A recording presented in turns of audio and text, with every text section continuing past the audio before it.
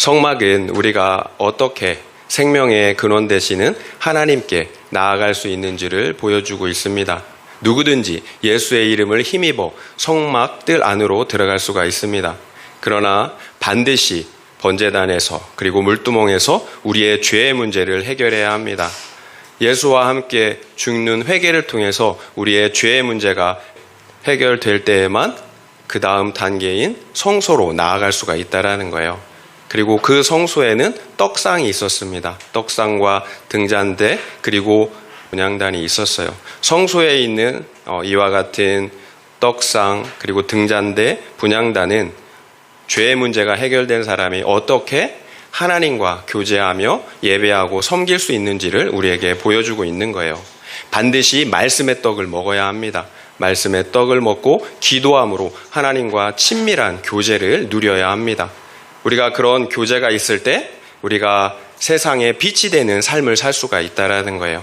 또한 그것이 하나님께서 받으시는 향내나는 섬김과 제물이 제사가 될 수가 있다는 것입니다. 이와 같은 예배자가 지성소로 나아갈 수가 있는 거예요.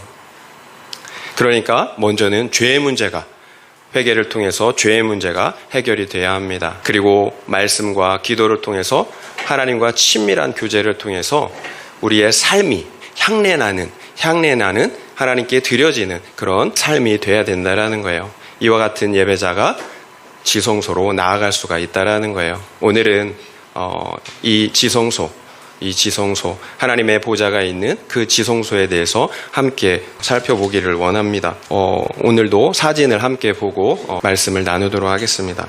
성막 전체가 보여지고 있습니다. 여러분 이제 하도 많이 봐서 이제 알죠?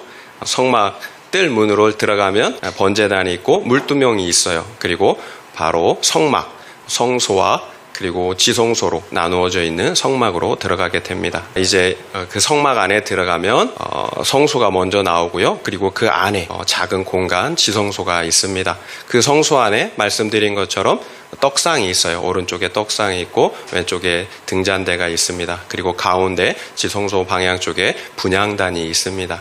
이것이 그 성소와 지성소를 구분하는 휘장이에요.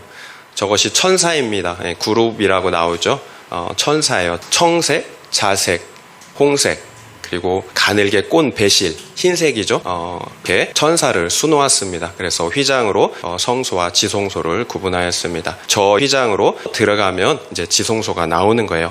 네, 이것이 이제 지성소에 있는 법궤예요. 지성소 안에는 십계명 돌판이 저 안에 들어있어요. 십계명 돌판. 우리가 십계명 돌판을 증거판이라고 하는데요. 그 증거판이 담겨져 있는 궤가 하나가 있어요. 지성소 안에. 이 궤는 하나님의 법이 들어있다고 해서 법궤, 언약의 말씀이 들어있다고 해서 언약궤, 또 증거의 말씀이 들어있다고 해서 증거궤, 이렇게 다양한 명칭으로 불려졌습니다. 결국 법궤, 언약궤, 증거궤, 여호와의 궤는 다 같은 말이에요. 하나님의 말씀을 담아놓은 궤라는 것입니다. 법궤는 대부분의 성물처럼 조각목으로 만들어졌어요. 그리고 순금으로 쌌습니다. 법궤의 크기가 저 넓이가 2규빗 반이에요. 1.25m 정도 돼요. 그리고 폭이 한 규빗 반, 75cm 정도 돼요. 그리고 높이가 한 규빗 반, 역시 75cm 정도의 크기입니다. 그리고 법궤의 이동을 위해서 밑에 보면 금고리 4개가 있어요. 금고리 넷을 만들고 그리고 채를 그 금고리에 꿰었어요. 그래서 이동할 때는 어깨에 메고 이동을 하였습니다. 그런데 특이한 것이 있는데요. 이동시가 아니라 평상시에도 2개의 채를 저 금고리에 항상 꿰어 두었다라는 것입니다.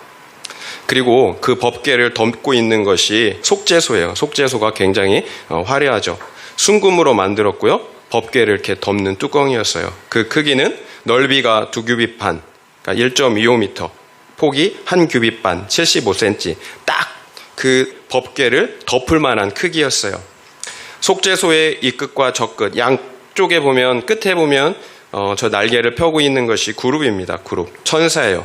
금을 쳐서 각각의 그룹을 만들었는데 각각의 그룹들은 따로 떨어져 있는 것이 아니라 한 덩어리 금으로 만들어져 있어요. 이렇게 연결이 되어 있어요. 보시는 것처럼 그룹들은 두 날개를 높이 펴서 그 날개로 속죄소를 덮었어요. 그리고 그 그룹들의 눈은 속죄소를 바라보고 있는 것입니다. 그렇다면 왜 속죄소일까요? 그곳에서 이스라엘 백성의 모든 죄를 속죄했기 때문이에요. 그렇다면 이제 지성소에 대한 영적인 의미들을 좀 더 구체적으로 살펴보겠습니다. 함께 읽은 본문 중에서 21절부터 22절 말씀을 다시 한번 읽도록 하겠습니다. 속죄소를 곧 궤 위에 얹고 내가 내게 줄 증거판을 궤 속에 넣으라. 거기서 내가 너와 만나고 속죄소 위 곧 증거궤 위에 있는 두 그룹 사이에서 내가 이스라엘 자손을 위하여 내게 명령할 모든 일을 내게 이르리라. 속죄소, 거기에서 내가 너와 만나겠다라고 말씀하세요. 그리고 거기에서 이스라엘 자손을 위하여 말씀하시겠다라고 하고 있다라는 거예요. 법궤의 속죄소는 하나님께서 우리를 만나주시는 곳이에요. 그리고 말씀을 통해서 우리를 통치하시는 곳입니다. 그렇다면 하나님께서 왜 우리를 만나주실까요? 그 이유가 무엇일까요? 천사가 있어서 그런 것일까요? 아니면 값비싼 황금 보좌가 있기 때문에 그런 것일까요? 아니에요. 그곳에 오직 언약의 말씀이 있기 때문이에요. 하나님과 이스라엘 자손이 언약을 맺었어요. 그 언약의 조건이 무엇입니까? 너희가 내 말을 잘 듣고 지키면 너희는 내 소유가 된다라는 거예요. 제사장 나라가 된다라는 거예요. 나의 거룩한 백성이 된다라는 거예요. 이것이 언약의 조건이었어요. 내 말을 잘 듣고 지키면. 결국 우리가 지성소에 들어가 하나님을 만날 수 있는 이유는 우리가 충실하게 언약을 지키는 거예요. 우리가 이미 성소에서 떡상과 등잔대 그리고 분향단을 통해서 살펴본 것과 같아요. 말씀을 믿고 사는 거예요. 그 언약 안에 충실한 거예요. 우리가 남녀의 결혼 생활을 생각하시면 좋을 것 같아요. 서로 사랑하자라고 이렇게 맹세해놓고 그래서 결혼했는데 다른 상대를 만나고 다닌다면 함께 할 수가 없겠죠. 마찬가지예요. 우리가 하나님의 보좌로 나아갈 수 있는 방법은 언약에 충실한 거예요. 그러면 하나님께서 우리를 만나주세요. 그리고 그곳에서 우리에게 말씀해 주신다라는 것입니다. 그러나 이것만으로는 충분하지가 않아요. 하나님의 보좌가 속죄소라는 사실을 잊지 말아야 합니다. 하나님의 보좌가 왜 속죄소에 있을까요? 그 이유는 우리가 연약하기 때문이에요. 함께 사랑하자고 해놓고 그 언약을 못 지키는 거예요. 인간이 연약해서. 여기 있는 우리들 중에 하나님의 말씀을 온전하게 지키는 분들 계십니까? 없잖아요. 매번 넘어지잖아요. 그렇다면 이스라엘 자손들은 어땠나요? 그들 역시 한 번도 하나님의 말씀에 신실했던 적이 없어요. 매번 불평하고 불만했어요. 어떤 누구도 언약의 말씀을 온전하게 지킬 수가 없다라는 거예요. 결국 우리는 하나님의 보좌가 속죄소 위에 있다라는 사실을 깊이 묵상해야 하는 거예요. 우리가 언약을 지킬 수 있는데 왜 속죄소가 필요하겠어요? 필요 없죠. 결국 속죄소가 하나님의 보좌라는 사실은 우리가 100% 죄인이라는 사실을 전제하고 있다라는 거예요. 우리가 죄인이기 때문에 언약을 지킬 수 없기 때문에 속죄소가 하나님의 보좌가 될 수밖에 없는 거예요. 우리가 비록 죄를 짓고 언약에 신실하지 못한다 할지라도 속죄할 수 있도록 우리에게 기회를 돌이킬 수 있도록 기회를 주시겠다라는 거예요. 그래서 하나님의 보좌가 속죄소에 있다라는 사실은 죄인인 우리들에게는 엄청난 복음인 거예요. 좋은 소식이라는 거예요. 우리는 우리가 회개하는 것에 대해서 당연하게 생각하는 경향이 있어요. 아니에요. 누군가 우리의 죄값을 대신 치러줬기 때문이에요. 우리가 회개할 수 있는 이유는 아들 하나님께서 우리의 모든 죄의 값을 십자가에서 대신 감당해 주셨기 때문이에요. 그냥 회개할 수 있는 것이 아니에요. 사탄에게는 그런 회개할 수 있는 기회가 없다라는 거예요.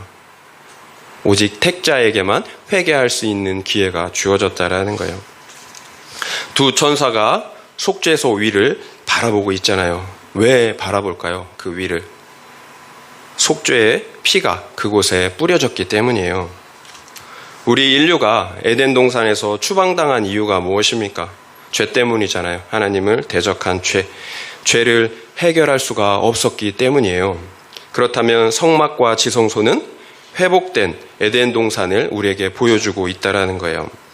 창세기 3장 24절 말씀을 여러분에게 읽어드릴게요.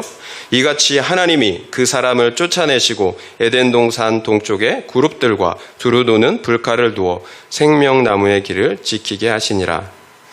인간의 범죄로 말미암아 에덴 동산에 있는 생명나무로 나아갈 수 있는 길이 막혔어요. 불칼을 들은 천사들이 그 길을 지키고 있다라는 거예요. 죄가 있는 사람은 반드시 죽임을 당해야 합니다. 이것이 하나님의 공의예요. 그런데 지성소를 지키는 천사들이 속죄소 위에 뿌려진 피를 본다라는 거예요. 속죄소 위에서 하나님의 공의가 만족되었다라는 거예요. 우리를 죽이는 천사들의 칼이 그 피로 만족하게 되었다라는 거예요. 이제 천사의 손에는 더 이상 그래서 죽이는 칼이 없는 거예요. 아까 우리가 그 휘장을 보았잖아요. 그 천사의 손에는 죽이는 칼이 없어요. 마침내 우리가 에덴 동산에 계신 하나님께 나아갈 수가 있게 되었다라는 거예요. 에덴 동산에 있는 생명나무는 생명을 주시는 하나님을 상징한다라는 거예요. 예수 그리스도를 상징해요. 그래서 우리의 죄가 속죄된 그곳에서 하나님께서 우리를 만나 주실 수가 있는 거예요. 그래서 속죄소를 시은소라고도 해요. 시은소, 은혜를 베푸시는 장소라는 거예요. 죄사함의 은혜, 생명의 은혜를 베푸시는 장소가 된다라는 거예요. 왜 아담과 하와가 에덴 동산에서 추방을 당했습니까? 회개할 수 있는 기회가 없었기 때문이에요. 그들의 죄값을 대속해 주실 구속자가 없었다라는 거예요. 이것이 아담과 맺은 처음 언약과 지금 우리 이스라엘과 맺은 언약의 결정적인 차이라는 거예요. 회개할 수 있는 기회가 있느냐 없느냐, 우리가 다시 돌이킬 수 있는 기회가 있느냐 없느냐라는 차이예요. 결국 회개하고 돌이킬 수 있다라는 것, 그 기회가 주어졌다라는 것이 은혜 중에 은혜라는 거예요. 정리하면 이렇습니다. 하나님의 보좌가 있는 법궤 안에는 오직 언약의 말씀 외에는 아무것도 없었습니다. 그렇다면 하나님께 나아갈 수 있는 유일한 방법은 언약의 말씀을 지키는 것밖에 없다는 거예요. 그런데 하나님의 보좌가 그 법궤뿐만 아니라 속죄소에 있다라는 사실입니다. 우리가 언약의 말씀에 신실하지 못할지라도 회개하고 돌이킬 수 있는 기회가 우리에게 주어졌다라는 것입니다. 죄를 지었습니까? 그럼 회개할 수 있어요. 또 죄를 지었습니까? 그러면 또 회개를 할 수가 있습니다. 이것이 은혜예요. 이것이 복음입니다. 우리가 회개를 통해 하나님께 나아갈 수가 있다는 것입니다. 그래서 예수님께서 이 땅에 오셔서 처음으로 외치셨던, 공생애 가운데 처음으로 외치셨던 말씀이 회개하라, 천국이 가까이 왔느니라는 말씀이었어요. 하나님의 나라는 회개를 통해서 예수 그리스도를 믿음으로 들어갈 수 있는 나라이기 때문이에요. 그래서 성경은 우리가 믿는 그 복음을 회개의 복음이라고 말씀하고 있다는 거예요. 회개할 수 있는 것 자체가 은혜라는 것입니다. 그런데 문제는 많은 사람들이 그런 은혜의 기회가 주어졌음에도 회개하지 않는다라는 거, 이게 참 안타까운 거죠. 왜 그럴까요? 회개도 믿음이 있어야 하기 때문이에요. 그리고 무엇보다 내 삶을 돌이키는 것이 싫다라는 거예요. 그전까지는 내가 마음대로 살았어요. 내가 왕이 되어 살았어요. 그런데 그 왕이 된 삶을 포기하기 싫다라는 거예요. 어떤 무신론자, 철학자가 이런 말을 했어요. 자신을 포함해서 많은 사람들이 무신론을 주장하고 또 진화론을 주장하는 이유가 솔직하게 자신의 그 자유로운 삶을 포기하고 싶지가 않기 때문이라고 했다라는 거예요. 하나님을 인정하게 되면 너무 많은 것을 포기해야 된다라는 거예요. 그래서 내가 믿고 싶은 것을 믿겠다라는 거예요. 그래서 무신론, 진화론을 믿겠다라는 거예요. 하나님이 있다고 하면 포기해야 할 것들이 너무 많기 때문입니다. 그래서 깊게 고민하지 않는 거예요. 이것이 어떤 무신론자, 철학자의 솔직한 고백이었어요.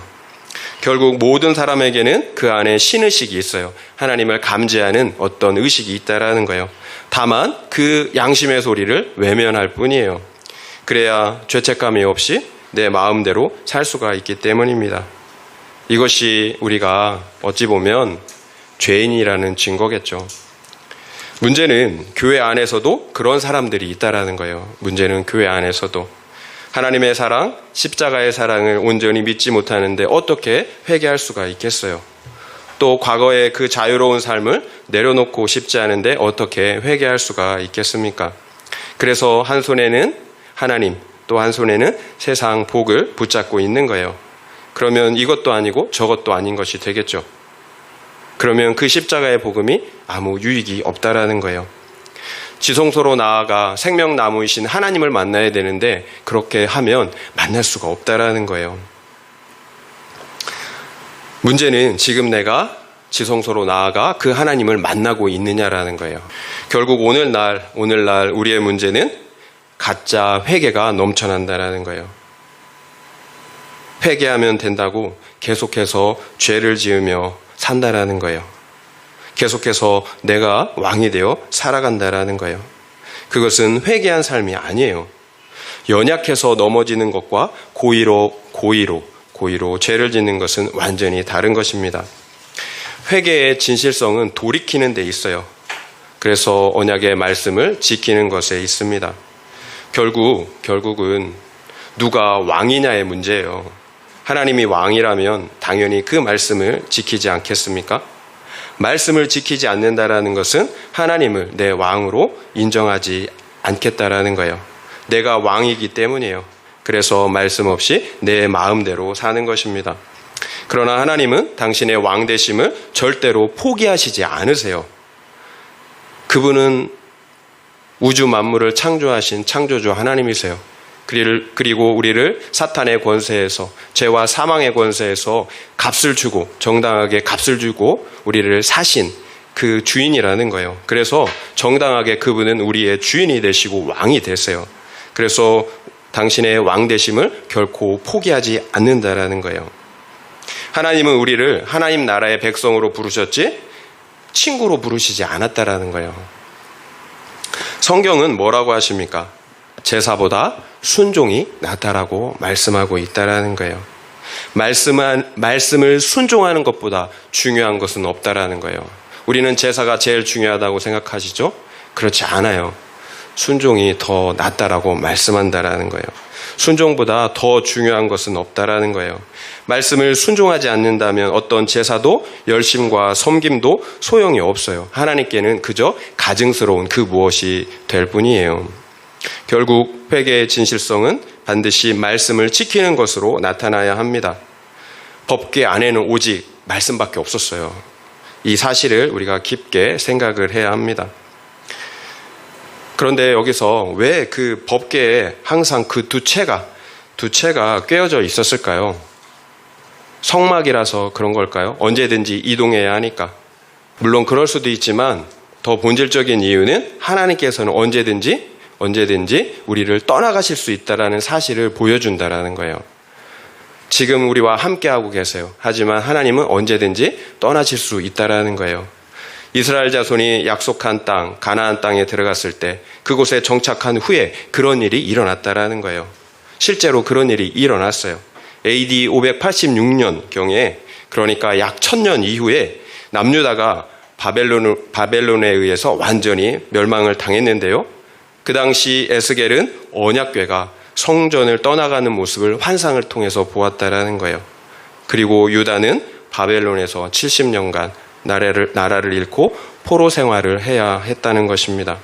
하나님의 숱한 경고에도 말씀에 순종하지 않으니, 돌이키지 않으니 결국 그와 같이 된 것입니다. 결국 하나님께서 떠나갈 수 있다라는 사실을 우리가 알아야 돼요.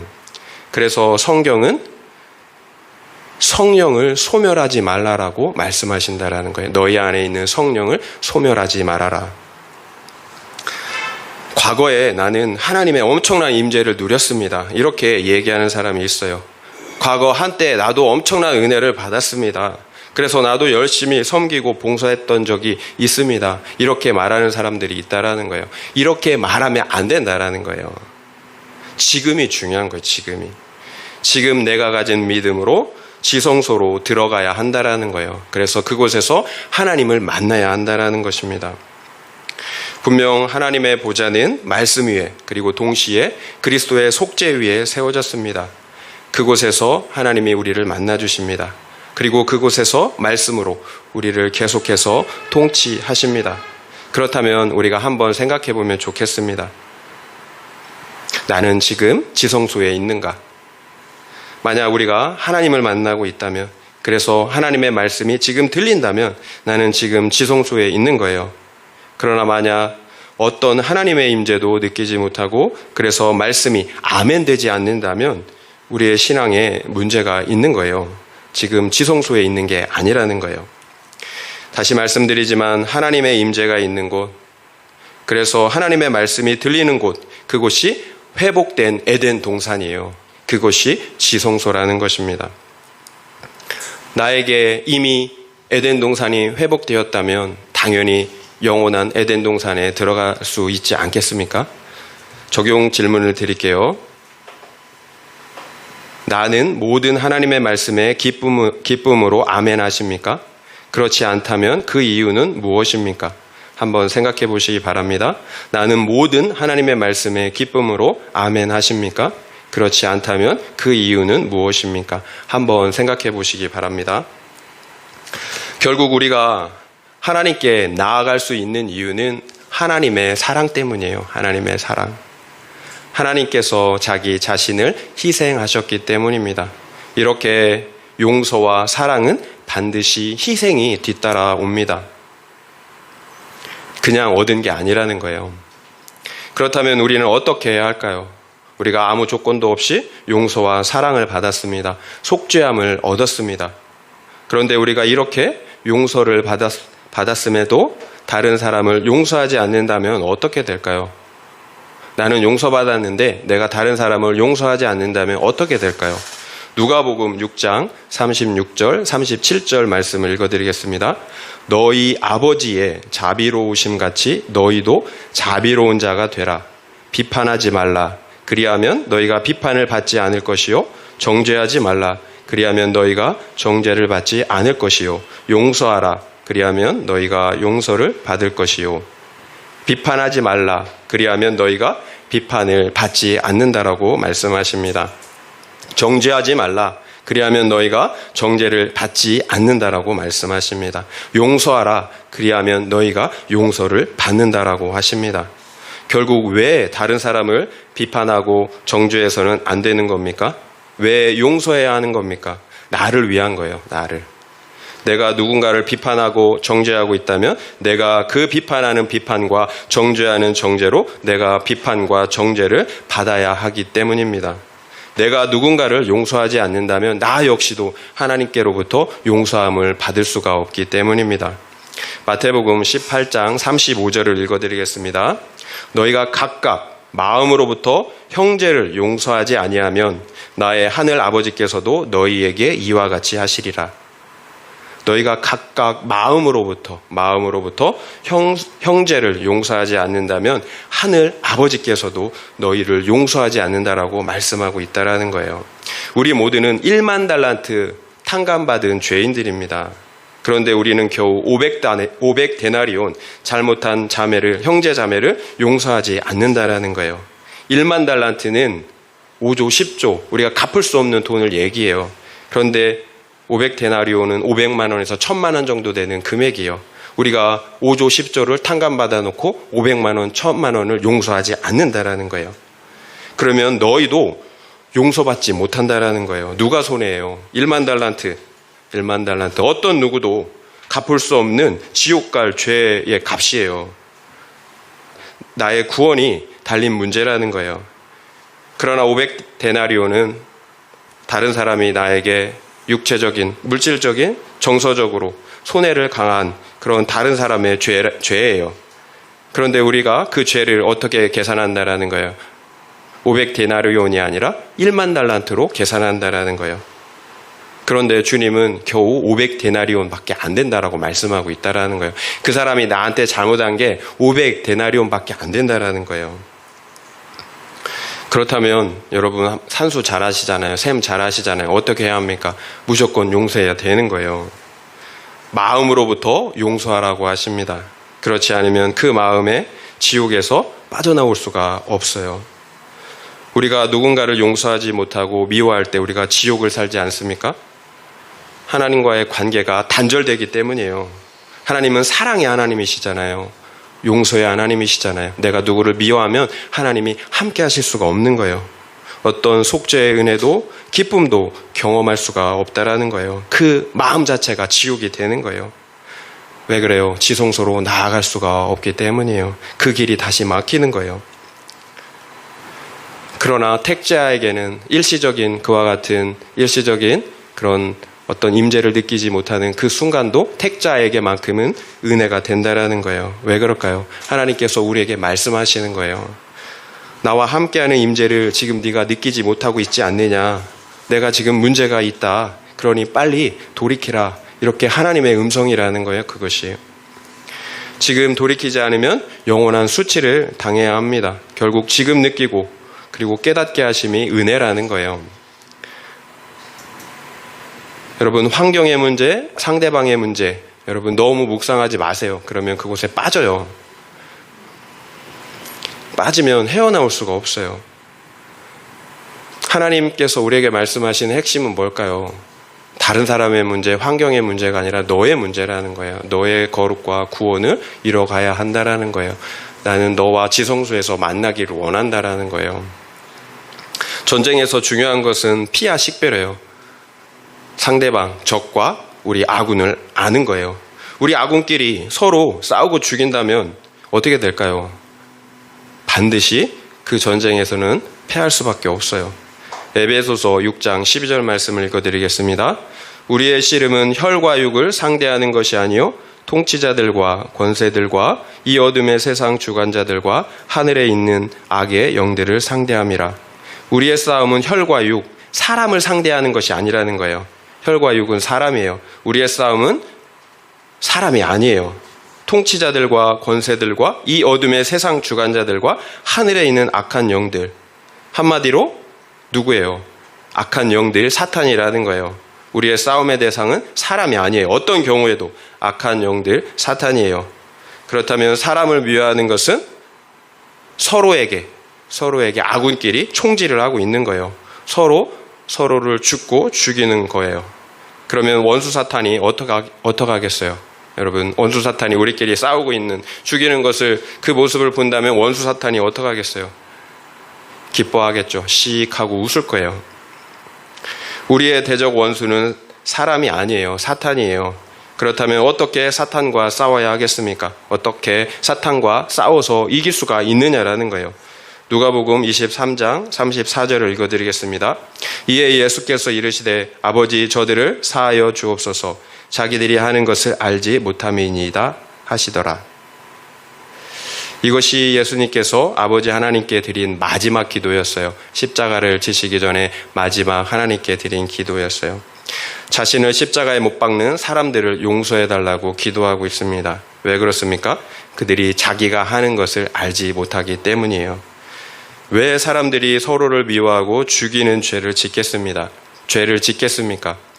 어둠 가운데 있기 때문이에요. 어둠 가운데 보이지 않는 거예요. 분별이 안 되는 거예요. 영적으로 죽어 있다라는 거예요. 그래서 주님은 그런 그들을 심판해달라고 기도하지 않으시고 용서해달라고 기도하시는 것입니다. 결국 예수님은 이 싸움이 누구와의 싸움이라는 것을 분명하게 알고 계셨다라는 거예요. 피와 식별이 분명하게 된 거예요. 결국 우리가 누군가를 미워하고 있다면 또다시 사단에게 속는 거예요. 그 이유는 우리 영적인 눈이 흐려졌기 때문입니다. 그래서 또 속는 거예요. 성령 충만할 때는 잘 보여요. 그런데 성령 충만하지 않으면 우리의 영적인 눈이 흐려진다라는 거예요.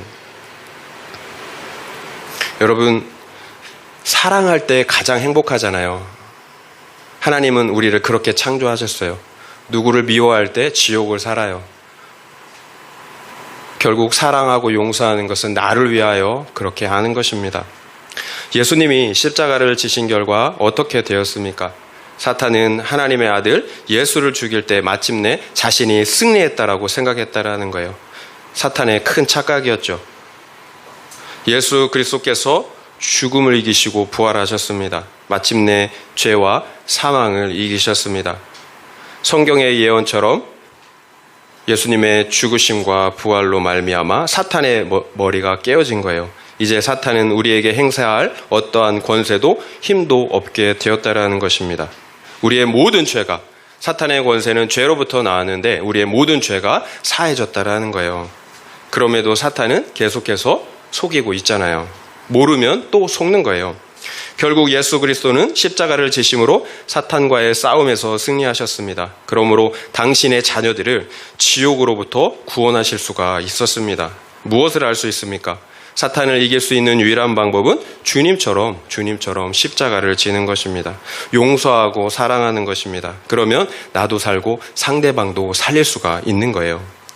주님은 한 알의 밀알이 땅에 떨어져 죽지 않으면 한 알 그대로 있다라고 말씀하셨어요. 하지만 죽으면 많은 열매를 맺는다라고 말씀하셨다라는 것입니다. 한 알 그대로 있으면, 죽지 않으면 그냥 한 알 그대로 있어요. 하지만 내가 죽으면 많은 열매를, 많은 영혼들을 살린다라는 것입니다. 이것이 영원한 진리예요. 적용 질문을 드리겠습니다. 나에게 속죄의 기쁨, 죄사함의 기쁨이 있습니까? 그래서 미운 사람이 없습니까? 한번 생각해 보시기 바랍니다.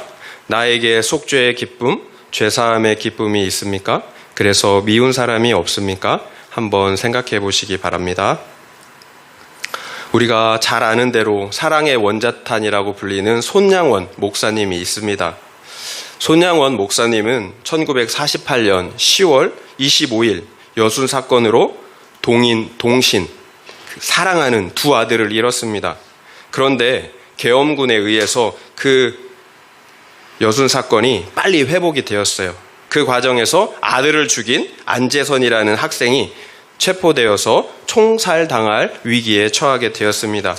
이 소식을 전해들은 손양원 목사님은 계엄 사령관에게 찾아가서 아들을 죽인 안재선의 그 석방을 간청하였다고 합니다. 내 죽은 아들들은 결코 자기들 때문에 친구가 죽는 것을 원치 않습니다. 그 애들은 친구의 죄 때문에 이미 죽었습니다. 만일 이 학생을 죽인다면 그것은 동신 형제의 죽음을 값없이 만드는 것입니다. 여러분 이해가 되십니까? 여러분의 기준, 여러분의 상식으로 이게 이해가 되십니까? 자기 아들을, 그것도 둘이나 사랑하는 아들 둘이나 죽인 그 원수를 살려달라는 거예요. 결국 손양원 목사님의 간청이 받아들여졌습니다. 손 목사님은 자신의 아들을 둘이나 죽인 그 원수를 양자로 받아들였습니다. 손양원 목사님이 안재선을 아들로 삼아주실 때 자기 딸에게 이렇게 말했다고 합니다. 저 영혼이 불쌍해서 어쩌나. 내 아들들은 죽어서 천국에 갔지만 안재선은 죽으면 지옥에 갈 텐데 저 영혼이 불쌍해서 어쩌나. 그를 살려야 한다. 그를 용서해야 한다. 그를 사랑해야 한다. 이런 믿음은 대체 어떤 믿음일까요? 그러면 두 아들을 죽인 안재선은 그 후에 어떻게 되었을까요? 안재선이 손양원 목사님께 쓴 편지의 일부를 읽어드리겠습니다. 아버님 전상서, 천부님의 은혜 가운데 아버님, 어머님 기체 만강하심을 비옵니다. 소자는 객지서 하나님의 진리의 힘으로 생활하고 있습니다. 예수님의 피 공로를 믿음으로 구원받음을 감사합니다. 이 죄인은 아버님의 사랑을 받아 하나님 앞에서 죄값을 회개함으로 예수 그리스도의 피 공로를 믿음으로 중생하였습니다. 중생하였으나 소자는 인간인 고로 때때로 죄를 범하게 됩니다. 그러나 하나님은 이 죄인을 버리지 않으시고 사랑하여 주심을 진실로 감사하며 죄를 회개합니다. 이렇게 용서는 사람을 살리는 능력입니다. 우리 역시 그 용서로 생명을 얻지 않았습니까? 이것이 우리가 사탄과 싸워서 이기는 유일한 삶의 방식입니다. 용서예요. 그렇다면 누가 이런 용서와 사랑, 생명을 살리는 삶을 살 수가 있겠습니까? 오직 지성소에 거하는 사람입니다. 지성소에서 하나님을 만나는 사람, 하나님의 말씀을 듣는 사람입니다. 계속해서 내 안에 임재하시는 하나님의 통치를 받고 또한 속죄의 은혜와 그 사랑을 누리는 사람입니다. 주님은 많은 죄가 사함을 받은 사람이 많이 사랑한다라고 말씀하셨어요. 자기 죄가 많이 사함을 받은 사람이 많이 사랑한다라는 것입니다. 많이 사함을 받고 또 많은 사랑을 받아야 한다라는 거예요. 우리가 먼저 하나님으로부터 그 지성소에 나아가서 하나님으로부터 많은 죄 사함을 받고 또 많은 사랑을 받아야 한다라는 것입니다. 그 사람만이 어떻게 해요? 용서하고 사랑할 수가 있다라는 거예요. 내가 받지 않는 사랑, 그 용서를 어떻게 다른 사람에게 베풀어 줄 수가 있겠어요? 또 하나님의 통치가 없이 어떻게 사랑과 용서를 할 수가 있겠습니까? 결국 내 안에 하나님께서 만나주시는 에덴의 회복, 지성소가 회복돼야 되는 것입니다. 그리할 때 우리가 사랑하고 용서할 수가 있습니다. 이런 회복의 은혜가 우리 모두에게 있기를 예수님의 이름으로 축원드립니다.